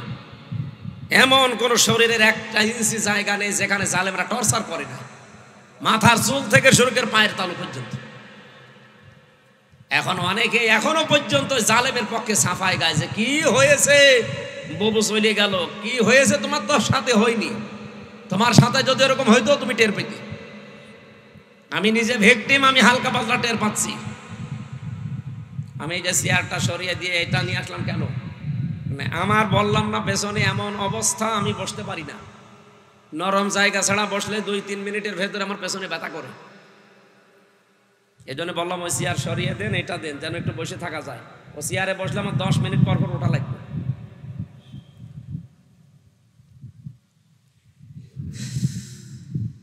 এখনো পর্যন্ত যারা জালেমের পক্ষে সাফাই গাইছে আর তারা আশায় আছে যে না আপা আসবে, আজকে ঢাকার বুকে কোন শয়তানরা যেন মিছিল বের করেছে যে বুবু আবার আসবে ফিরে। এর পরের লাইনটা বললাম না। এদেশের জনগণ যদি আবারও ঘুমিয়ে যায়, সামনে এমন অবস্থা হবে না 100 বছরে আর সূর্যের আলো দেখতে পারবেন না। আমার ব্যক্তিগত কারো উপরে রাগ নেই, কিন্তু আমি নিজে ভিকটিম, আমি যা পেয়েছি সেটার হালকা বললাম যে এই হচ্ছে অবস্থান ছিল। অথচ যদি সত্য মামলা দিয়ে আমারে শাস্তি দিত আমি কিছু মনে করতাম, কিচ্ছু জানি না যে মামলা দিয়েছিল আনসারুল্লাহ বাংলা টিমের প্রধান নাকি আমি, ও ছাতা কি আমি জানি না। আনসারুল্লাহ বাংলা টিম কি ও ছাতা জীবন আমি জানি না। আর আমারে দিয়েছে সারা বাংলাদেশের আমি প্রধান। জঙ্গি নাটক সাজাতো। এই 8.5 মাস হয়ে গেল, বাংলাদেশে কোনো জঙ্গি ধরা পড়েছে? কোন জঙ্গি আছে? সব বানানো, সব ভুয়া। কারণ জঙ্গির নাটক যিনি লিখতো তিনি তো পালিয়েছে, আর যাদেরকে নিয়ে নাটক মন্তস্থ করতো তারা এখন বিভিন্ন জেলায় ছড়িয়ে ছিটিয়ে আছে। সেদিন একটাকে টেকনাফে পেয়েছিলাম, পরে বদলি করে এখানে দিয়েছে, ওর নামে বিভাগীয় মামলা হয়েছে, এখন টেকনাফে আছে চুরি করে। আমারে বলছো হুজুর মাফ করে দিয়ে, বলে মাফ করবো, আমার টাকাগুলো ফেরত দেব। কারণ আমার বাবার কাছ থেকে যত টাকা নিয়েছেন টাকা আগে ফেরত দেবেন, এরপরে মাফ হবে।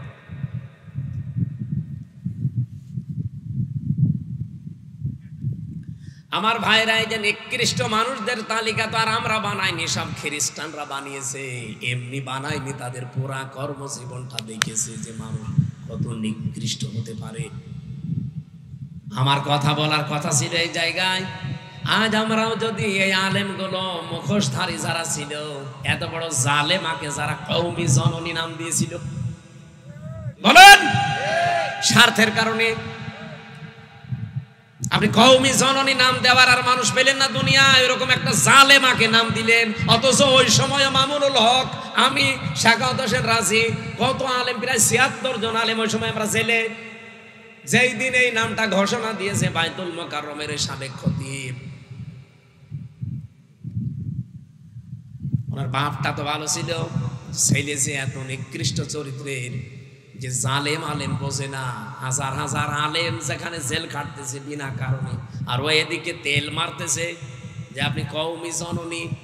ওই দিনই জেলখানে ওনার নামে বরদোয়া হয়েছে যে করলো কি, ও কওমি মাদ্রাসা পুরা ডুবিয়ে দিল এক কথায়।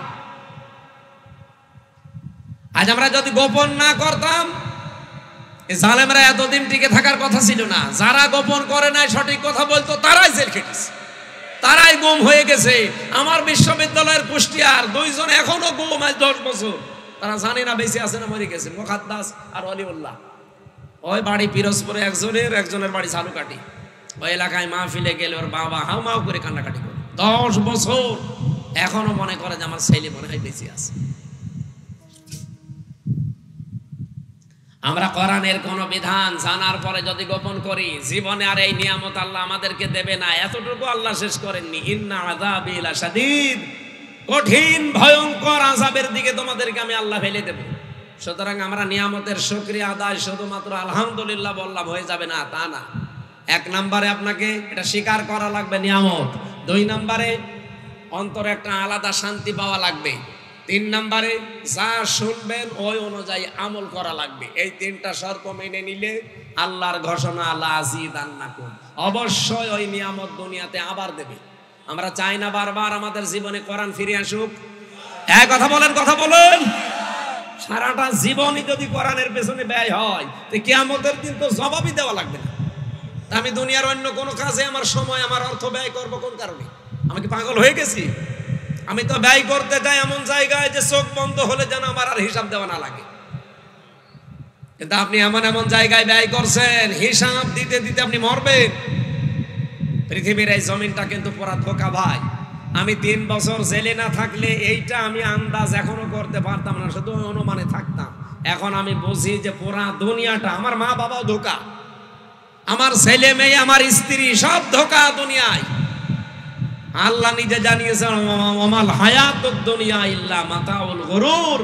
পৃথিবীর এই জমিনটা পুরা ধোঁকা, খেলতামাশা, এ প্রতারণা ছাড়া আর কিচ্ছু না। চোখ বন্ধ হোক এখন আপনার, আমি এখন মারা যাই, আপনি খালি খবর পাঠান ম্যাডামের কাছে কুষ্টিয়ায় যে উনি পটল তুলেছে। ও কি করবে? কান্নাকাটি করবে। খাওয়া দাওয়া বন্ধ হয়ে যাবে 2-3 দিন, 7 দিন পরে দেখবেন স্বাভাবিক হয়ে গেছে। কি কথা বলছেন? 4 মাস 10 দিনের ভেতর ওর মার বাবা ইচ্ছা করে হোক অনিচ্ছায় হোক ওর বিয়ে দিয়ে দেবে। কি? আর এটা যেহেতু নিয়ম আছে দেবে। 4 মাস 10 দিনের ভেতরে যখন বিয়ে হয়ে যাবে অন্য জায়গায়, মাত্র 7 দিন সংসার করার পরে বলবে, ওর আব্বাকে কল দিয়ে বলবে, আব্বা হামজা তো আর কি ছিল, এখন যেটা পেয়েছি এটা 100 গুণ ভালো। অথচ ওর জন্য আমি করিনি কি, রাত দিন এক করে ফেলেছি। কি কথা বলছি না? আমরা অনেক স্বামী আছি তার স্ত্রীকে খুশি রাখার জন্য, সুখে রাখার জন্য, মা বাবাকে খুশি রাখার জন্য, সুখে রাখার জন্য, সন্তানাদির আখের গোছানোর জন্য অনেক মানুষ আমরা এখন এই পাগলামি করছি যে বাবা শাহজালাল সব হালাল। এরকম মানুষ নেই দেশে? আছে মানে আমরাই আছে মানে। আপনি এখান থেকে পরিত্রাণ পাওয়ার জন্য চেষ্টা চালান। এমনকি এখানে এই ভট্ট মিয়া যদি এখন 100 বছর পরে এই কক্সবাজারে আসে, ওনার যে বাড়ি দেখলাম, জান্নাত মনে হয়, দ্বিতীয় জান্নাত। এই বাড়িতে 100 বছর পরে উনি আসলে জীবনেও ওনারে ঢুকতে দেবে না। কি কথা বললেন? আমি কি বানিয়ে বলছি? জীবনও না। আমি আমার নিজেরটা বলছি। আমার বাবার নাম রিয়াজউদ্দিন, তার বাবার নাম জাহান আলী, তার বাবার নাম নমাজ আলী। এরপরে আমি আর জানি না। হ্যাঁ, 3 পুরুষের পরে আমার জানি না, আর আমার জানার দরকারও নেই, কারণ আমি তাদের চিনিও না, তাদের নামও জানি না, তাদের জীবনে দেখিও নি। আমি নমাজ আলীকেও দেখিনি, শুধু নাম শুনেছি। আমি আমার জাহান আলী পর্যন্ত চিনি, আমার দাদা, ওই দাদার বাপকে আমি দেখিনি। এবার বলেন তো, এনারে যদি জিজ্ঞাসা করেন ওনার বাবার নাম কি, বলেন। বেলায়েত হোসেন দাদার নাম, তার বাবার নাম মনে নেই। আমারও তো 3টা মনে আছে, ওনার 2টো মনে আছে। এখন ওই হাসমত আলী ওনার হচ্ছে দাদা, হাসমতের বাবা যিনি, তিনি যদি এখন ফিরে এসে বলে এই কক্সবাজারের এই ভিটা আমার, এই বাড়ি আমার, ঢুকতে দেবে? উনি কেন, আমার নিজের ওই নমাজ আলীর বাবা যদি এখন ফিরে আসে, অথচ মাত্র 100 বছর আগে মারা গেছে, ওই লোকটা যদি এখন ফিরে এসে বলে যে এই সব আমার ছিল, এই ভিটা আমার, এই কুষ্টিয়ার 2 তলা বাড়িও আমার, আমি বলবো ভণ্ডামি করেন, দাঁত মুখ সব খুলে ফেলবো। যান এখান থেকে যান। আপনার যদি জায়গা না থাকে, মসজিদে থাকেন, কথা বলছে দেখেন, এইটার নাম দুনিয়া না? আল্লাহ এইটাই বুঝিয়েছেন সূরা আলে ইমরানে। রব্বুল আলামিন বলেন ফামাঙ্গে সুহসিহানিন নার ওয়া উদখিলাল জান্নাতা ফাকাদ ফাজ। এই পৃথিবী আসল না, হার জিত হবে মরণের পরে। কাউকে যদি আল্লাহ জাহান্নাম থেকে মুক্ত করে জান্নাতে দিয়ে দেয়, তার জীবন সফল, এটা এক অর্থ। আর একটা অর্থ আছে, আপনারা শুনতেছেন? এটা সূরা আলে ইমরান 4 নম্বর পারা 13 নম্বর পৃষ্ঠা 13 নম্বর লাইনের 185 নম্বর আয়াতের শেষের দিকে আছে। আল্লাহ বলেন হার জিত এই দুনিয়ায় নেই, আসল সফলতা বিফলতা মরণের পর। যদি কাউকে আমি জাহান্নাম থেকে মুক্ত করে জান্নাতে দিয়ে দেই, এর জীবন পুরো সফল, এটা এক অর্থ। আর একটা অর্থ কি? আর একটা অর্থ হচ্ছে দুনিয়ার জীবনে কাউকে যদি জাহান্নামের কাজগুলো থেকে আস্তে আস্তে আমি মাইনাস করে করে বিরত রেখে রেখে জান্নাতের কাজের দিকে আস্তে আস্তে এগিয়ে দেই। আগে আপনি জাহান্নামের কাজগুলো করতেন, আস্তে আস্তে ছেড়ে দিয়েছেন, জান্নাতের কাজের দিকে এখন আস্তে আস্তে এগিয়ে যাচ্ছেন, আপনার জীবন সফল। আপনি আগে ঘুষ খেতেন, এখন আর খান না। আগে সুদ খেতেন, এখন আর খান না। আগে নামাজ পড়তেন না, এখন পড়া আরম্ভ করেছেন। আপনি মনে করবেন আমি আস্তে আস্তে জাহান্নামের পথ থেকে দূরে সরে জান্নাতের নিকটবর্তী হচ্ছি। এরকম জীবন আমরা এখনো বানাতে পারি নাই। আগে অনেকেই ঘুষ খেত ব্যাংকের, সুদ খেত ব্যাংকের মাধ্যমে, এখন ডিজিটাল কায়দা আরম্ভ করেছে। এখন টাকা ছেড়ে রাখে, টাকা আসে, একটু বেশি পাওয়া যায়। এলাকায় এখন আরম্ভ হয়েছে কিনা আমি জানি না, ওই যে টাকা ছেড়ে রাখে 1000, তখন 100 টাকা বেশি দেয় মাসে মাসে। এই সুদ যারা খাচ্ছেন, এরা কিন্তু নিজের মায়ের সাথে জেনা করছেন। এ নাউজুবিল্লাহ পর্যন্ত কি শেষ না? এটা আজকে মানা লাগবে। বলেন বলেন। যারা টাকা ছেড়ে রেখেছেন, 1000 টাকা দিলে 100 টাকা বেশি দেয়। যদি এরকম কেউ থাকেন, এই মুহূর্তে তওবা করা লাগবে যে আমি আমার আসল টাকা বাদ দিয়ে বাকিটা মাফ করে দিলাম, আমি আর নেব না। কারণ আমি মায়ের সাথে জেনা করে নামাজ পড়ে করবো কি? কি কারা কারা ছেড়ে দিতে পারবেন? হাত তোলেন তো। আরে আল্লাহ, এলাকায় এই ব্যবসা তো ধ্বংসে চলছে। বাবা শাহজালাল সব আলাদা চালান, অসুবিধা নেই। অন্তত যারা হাত তুললে ছেড়ে দেওয়া লাগবে। এমনকি এখনো এখানে বসে আছে যে ওয়াজ শুনে যে ওই সুদের টাকা তুলবো। কথা বলছেন না কেন?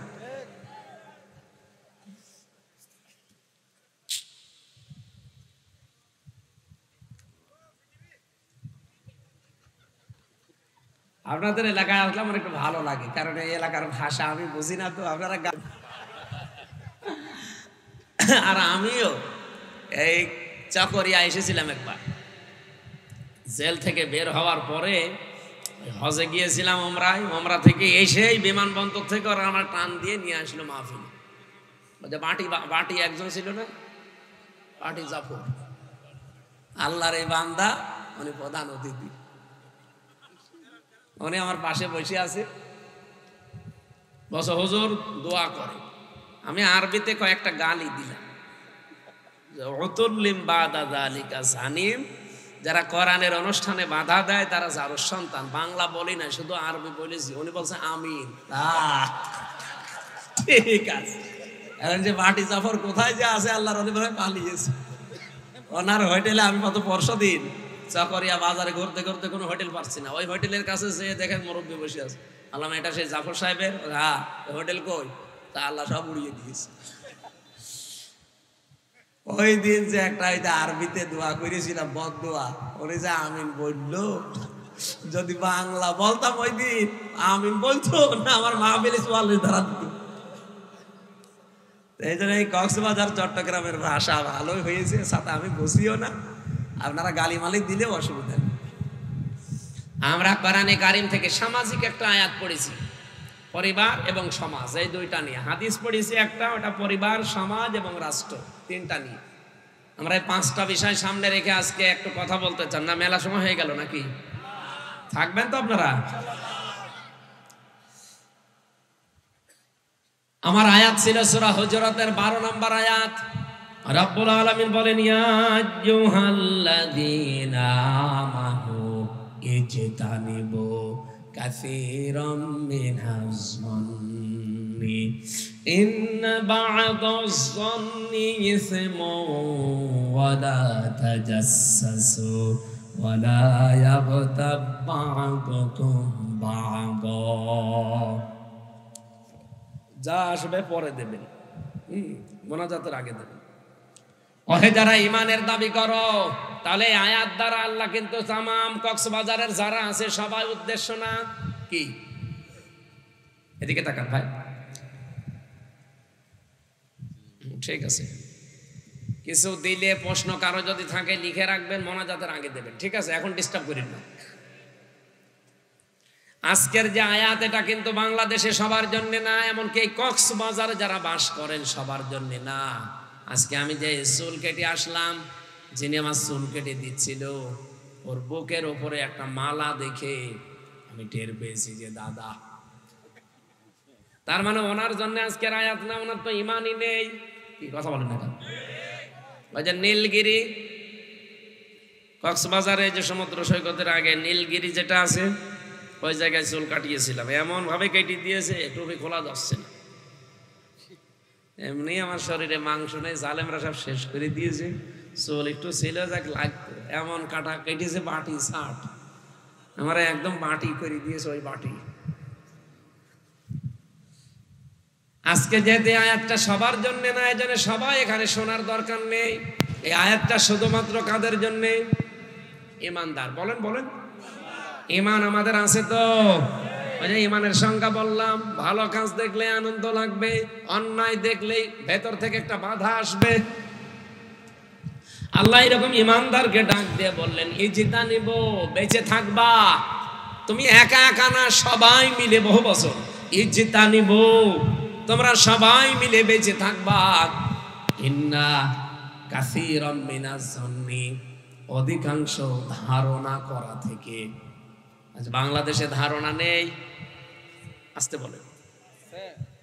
জামাত ইসলামের একজন নেতা ডক্টর শফিকুল ইসলাম মাসুদ হাফিজাহুল্লাহ, উনি কয়েকদিন আগে একটা গাড়িতে ওই যে পাঞ্জাবি সব, আপনাদের এই কক্সবাজারের নিয়ামতুল্লাহ নিজামী নামে একটা ছেলে ব্যবসা করে, পাঞ্জাবির ব্যবসা। এই পাঞ্জাবি সব উনি একটা গাড়ি নিয়েছে, ওই গাড়িতে নাকি ভাই ঘুরছিল। এইটা নিয়ে দেখলাম তারপরের দিন তোলপাড় চলছে যে স্মার্ট গ্রুপের কাছ থেকে জামাত ইসলাম টাকা পয়সা খেয়ে। এটা একটা কথা বলল, কোথায় স্মার্ট গ্রুপ আর কোথায় স্মার্ট পাঞ্জাবি? আপনি সঠিকভাবে কোনো তথ্য না জেনে আন্দাজে এক ধারণা করলেন, এটার দ্বারা কত ক্ষতি হয়ে গেল আপনার জীবনে জানেন?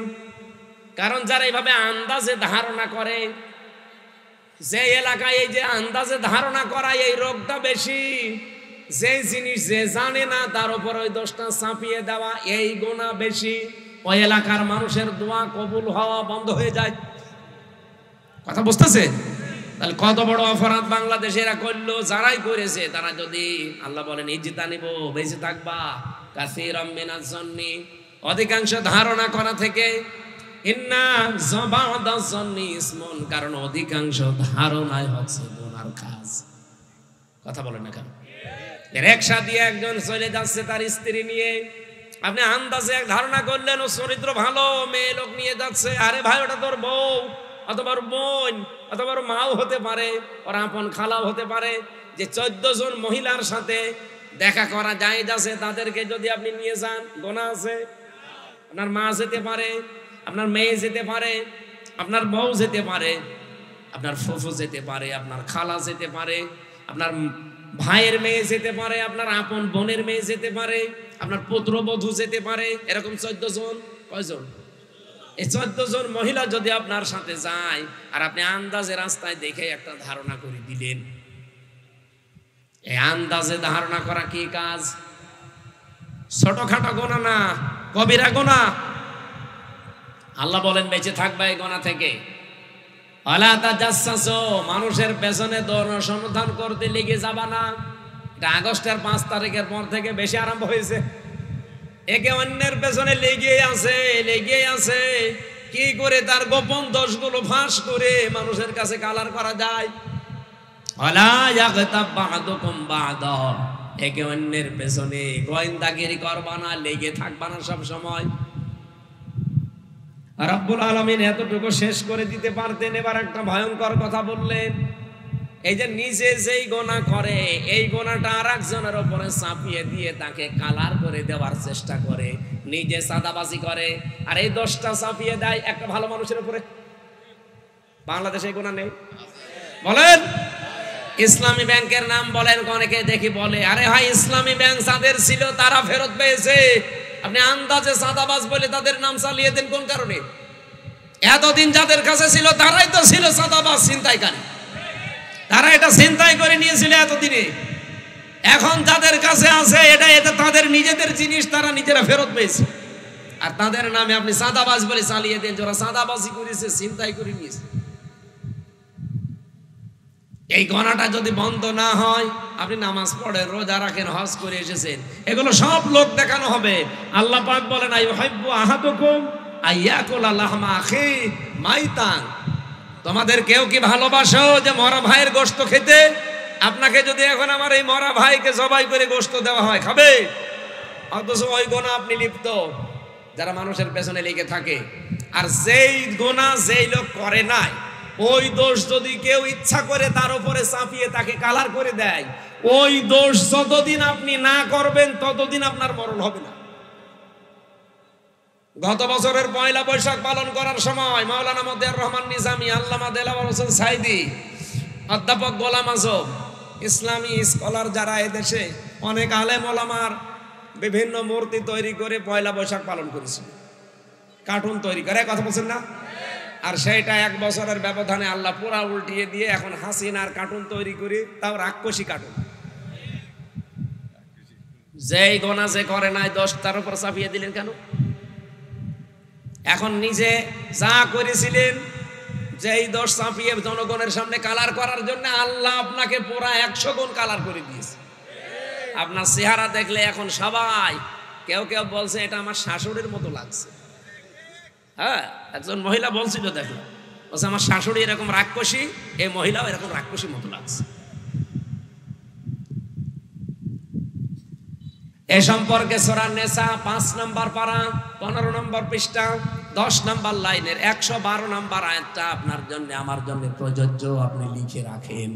অমাইয়াক সিব খাতিয়াতান আও ইসমান সুম্মা ইয়ারমি বিহি বারিআন ফাকাদ হিতামালা বুহতানা ওয়া ইসমান মুবিনা।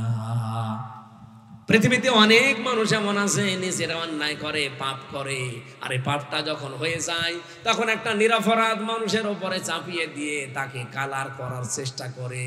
এই লোকটা যেন নিজে প্রকাশ্য পাপের বোঝা বহন করে নিয়ে বেড়াচ্ছে। এরা যে পাপের বোঝা এতদিন বহন করে নিয়ে বেড়াচ্ছে, এটা আগস্টের 5 তারিখের পর থেকে আল্লাহ প্রমাণ দিচ্ছে। এই 15.5 বছরে যা করেছে, যত মারিং কাটিং করা, যত চুরি করা, যত অবৈধ কাজ করা, যত চরিত্রহীন হওয়ার জন্য কাজ করা, সব এখন জনগণের সামনে ওপেন হয়ে যাচ্ছে। একটা বুড়ো মানুষ, কাওয়া কাকুর মতো বুড়ো মানুষ, ওর নাকি রাত 12টা, 12:30, 1টা, 2টা পর্যন্ত নায়িকা লাগতো শুধু গা পাটিবার জন্য। বলুন সুবহানাল্লাহ। শরীর চলে না খাওয়া। আমি সিঙ্গাপুরে একবার ছিলাম, কি অবস্থা হয়েছিল বলেন তো। কাওয়া যেরকম কালো ওইরকম কালো হয়ে গিয়েছিল না। দৃশ্য দেখে তো আমারই ভয় লাগছিল যে আল্লাহ আল্লাহ দয়া করে একটু ফিরিয়ে দিলেও, আর এসে ইসলামের পেছনে লেগেছ। এখন কোথায়, এই যে এখন কিটা গান বেজেছে জানো, কোথায় আওয়ামী লীগ, কোথায় কাদের, কোথায় গেল ওই জালেমের।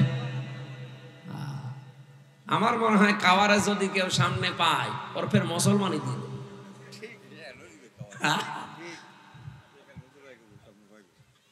যা যা চরিত্র স্বাভাবিকতা হালকা পাতলা একটু দেখা যাচ্ছে, গভীরেরটা তো আমরা অনেকে জানি না। মানুষ এত নিচে নামে কি করি? তার মেয়ের বয়সী মেয়েদেরকে নিয়ে আনন্দ ফুর্তি করে, আপনার স্ত্রী নেই। আর বাকি অর্থনৈতিক বিষয়গুলো তো বললামই না। এক একজনের বাড়ি ছিল 620টা। সেদিন মালয়েশিয়া ছিলাম, সিঙ্গাপুর, মালয়েশিয়া, থাইল্যান্ড দেশগুলো ঘুরছিলাম। যেখানে উঠি হোটেলে দেখি এক শয়তান নিচে বসে বসে চা খাচ্ছে। কি গো হুজুর, আমি আগেই পালিয়েছি। আগেই পালালেন কেন? আপনার না 620টা বাড়ি, একটা বাড়িতেও তো থাকতে পারেন না। এখন পালিয়েছেন, হোটেলে থাকেন, কয়দিন থাকবেন? একটা জীবন হইল। ওই দেশে ওরা সাহেব পাড়া বানিয়েছে, লন্ডনে বানিয়েছে, কানাডায় বানিয়েছে, বেগম পাড়া লন্ডনে। থাকতে পারে না, থাকে হোটেলে। আর এক একটা হোটেলের ভাড়া কি! যে কয় শয়তানকে দেখলাম একটাও শান্তিতে নেই। বলছো হুজুর দোয়া করি, দোয়া তোর জন্য দোয়া বের হবে। দেশের টাকাগুলো সব পাচার করে করে, ওই টাকাগুলো বাংলাদেশে যদি থাকতো, বাংলাদেশের 35 লাখ যুবক বেকার। এই মানুষগুলো বাইরের দেশে এসে রুটি বানায়, ঘর ঝাড়ু দেয়, রাস্তা পরিষ্কার করে, পায়খানা সাফ করে। আমি নিজে দেখেছি।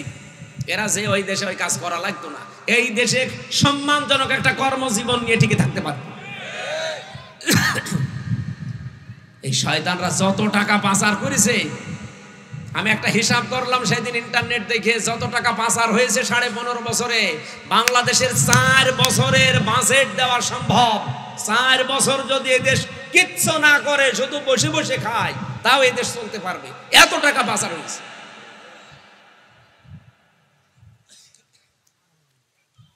আর এখনো পর্যন্ত ওরা সাফাই গাছে, আমরা কি করেছি যে আমাদের মানুষ দেখতে পারে না। সেদিন হাসিনা একটা বক্তব্য দিচ্ছিল, দেখলাম ইন্টারনেটে, বলছে হ্যাঁ সবই দোষ আমার, সবই আমি খেয়েছি, আমার বোন যে এত খাইলো, আমার বোনের তো কিছু হয় না।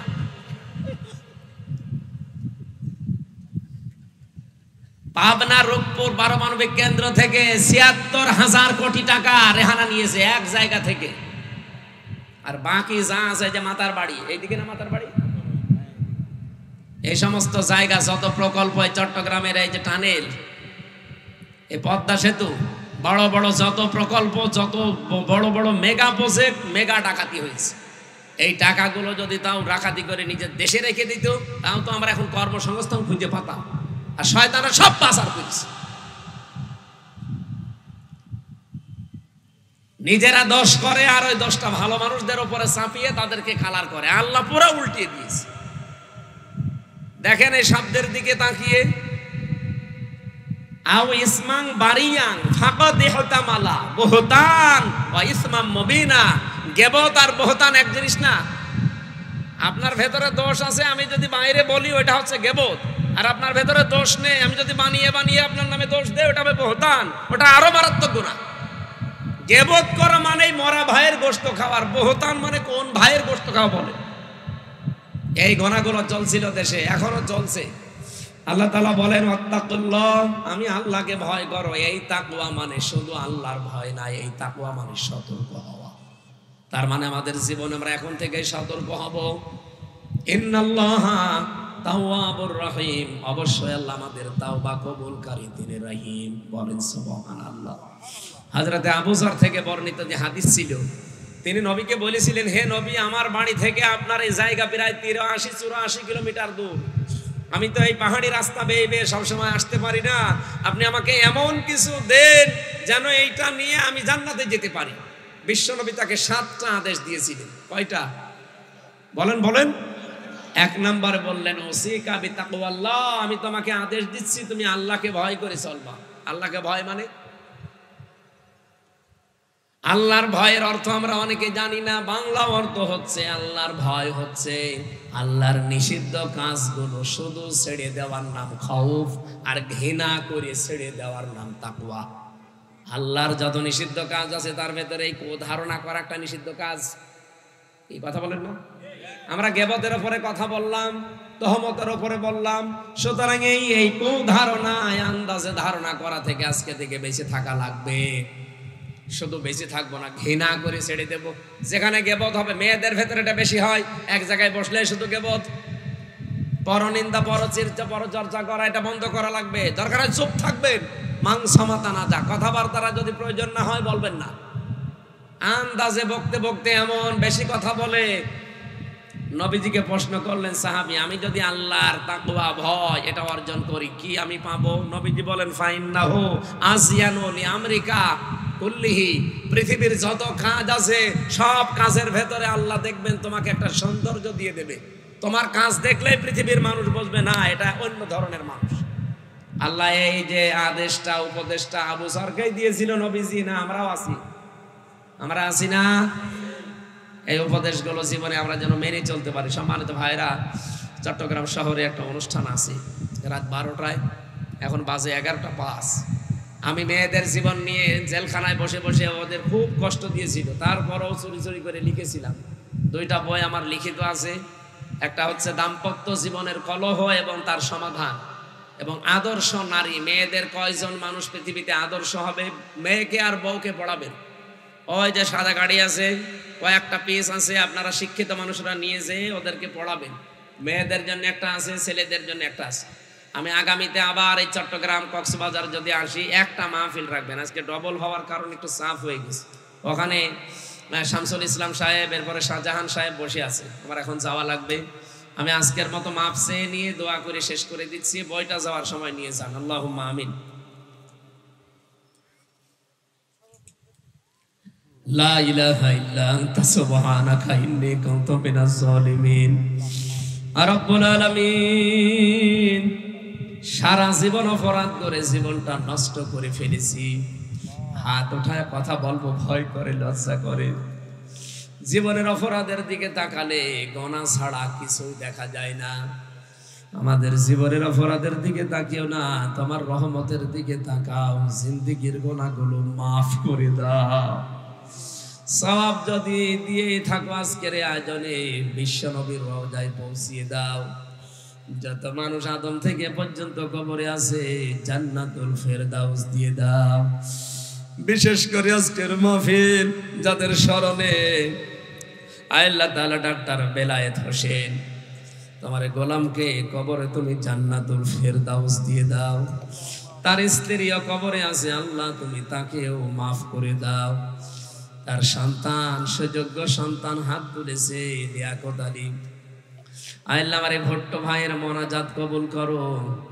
তোমার নবী জানিয়েছে সন্তান যদি হাত তোলে ওই মোনাজাত নাকি তুমি ফেরত দাও। সন্তানের চোখের দিকে তাকাও, মুখের দিকে তাকাও, কাকত মিনতি করে মা বাবার জন্য দোয়া করছে। আমাদের সবার দোয়া যদি কবুল না হয়, তার সন্তানের দিকে তাকিয়ে তাদেরকে কবরে জান্নাত দিয়ে দাও। জীবনে বহু ভালো ভালো কাজ তারা করেছে, কাজগুলো কবুল করো। শয়তানের ধোঁকায় যদি অন্যায় কিছু করে থাকে, আল্লাহ তুমি নিজ গুণে কবুল করে মাফ করে নাও। মাহফিলের সম্মানিত সভাপতি আমার ভট্ট ভাইকে মঞ্জুর করো। তার স্ত্রী সন্তান যেগুলো দিয়েছে সহি সালামতে রাখো। তার ব্যবসা বাণিজ্য বাড়ি ঘর যেগুলো দুনিয়াতে বসবাস করার জন্য আছে, আল্লাহ তুমি বাইতুস সালাম বানিয়ে দাও। আজকের মাহফিলের প্রধান অতিথি আমাদের সাবেক মেয়র, আল্লাহ তোমার এই গোলামের উপর রহমত নাযিল করো, তার মা বাবাকেও মাফ করে দাও। যত আলেমরা এখানে কথা বলেছে, আলেমদের কথাগুলো আমল করার তৌফিক দাও। এই কক্সবাজারে যারা ব্যবসা বাণিজ্য করে, আল্লাহ এদের হালাল রুজিতে বরকত দিয়ে দাও। সম্মানিতা মা বোনদেরকে খাদিজার মতো, আয়েশার মতো বানিয়ে দাও। যতটুকুই শুনেছি, যেভাবে আরম্ভ করেছিলাম, এখনো কয়েক ঘন্টা বললেও তোমার বান্দা বান্দিরা চলে যেত না। আল্লাহ তাআলা চাতক পাখির মতো এত আগ্রহ যাদের কোরআন শুনতে, কোরআন বুঝতে, এদেরকে ওমরের মতো বানিয়ে দাও। 3টা বছর জালেমরা আমার শরীরটাই নষ্ট করে দিয়েছে, আমার কণ্ঠটাও নষ্ট হয়ে গেছে। আল্লাহ দোয়া করছি, আমার শরীর আর কণ্ঠটা আগের মতো ফিরিয়ে দাও। কোরআনের হক কথাগুলো বলার যে যোগ্যতা, যে কণ্ঠ দরকার, আল্লাহ তুমি আমাকে ভিক্ষা দাও। এলাকায় মাটির নিচে যত মানুষ ঘুমিয়ে আছে, কোরআনের ইজ্জতে এদের মাফ করো। আমার আমিন ভাই, তার মা অসুস্থ, আল্লাহ তুমি শেফায়ে কামেলা জেলা দাও। বারাকাল্লাহু লানা ওয়া লাকুম ফিল কোরআনিল আযীম। যত স্বেচ্ছাসেবক আজকে কাজ করেছে, এদেরকে যে মা পেটে নিয়েছে, মায়ের পেট তুমি ধন্য বানিয়ে দাও রব্বুল আলামিন। সেকান্দার পাড়ার প্রধান মুরব্বী জনাব ফয়জুল হক গুরুতর অসুস্থ, দোয়া চেয়েছে, হাসপাতালে আছে, শেফায়ে কামেলা আজেলা নসিব কর। মুসাফিরের দোয়া তোমার নবী বলেছে তুমি ফেরত দাও না। আমি গুনাহগার হতে পারি, আমি তো মুসাফির। মেহেরবানি করে আমরা যা বলেছি, আল্লাহ এই কথাগুলো আমল করার সুযোগ দাও। মরণ আসলেই যেন জীবনের শেষ কথা বলতে পারি, লা ইলাহা ইল্লাল্লাহু মুহাম্মাদুর রাসূলুল্লাহ। সালাম। ওই যে গাড়ি আছে, তাড়াতাড়ি নেন, আমি 2